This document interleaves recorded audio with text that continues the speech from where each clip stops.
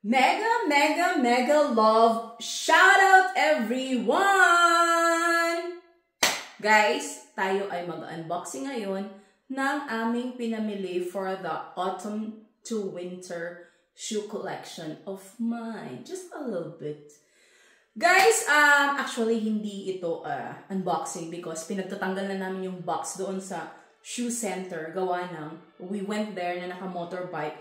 Apat yung boxes na, apat yung pairs na binili namin. So, apat din na malalaking boxes. Eh, napakalaki pa rin ang box nung kay Shatse kasi it's a work safety shoe. So, bulky yun. So, anyhow, simulan na natin. Guys, excited na ako. And sa Saturday, guys, ang aking fashion show for that. Charis lang. Guys, ito.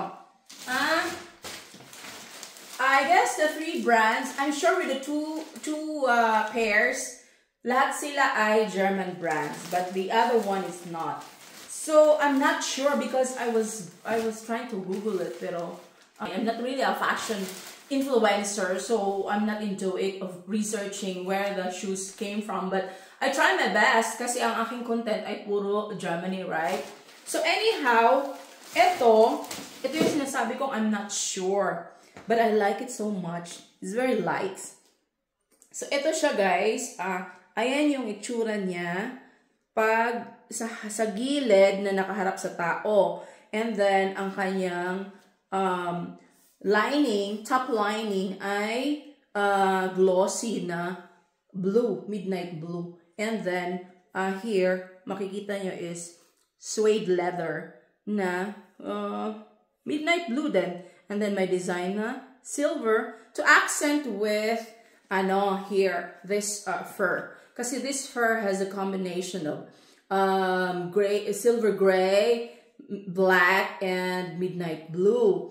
And then, ito yung opposite naman, yung zipper side. I will show you na pang winter nga siya, panlamig siya kasi warm yung inner niya. So anyhow, yan ang itsura ng side at ang sole ay panlaban sa snow. Kahit papano, hindi man yung pangmalakas ang snow, but at least hindi ka na mag-slide, diba? So there, yan ang aking first shoes. So ito, magkapare sila. Ayan. Siyempre. Pair. So, ayan. Ang ating first pair.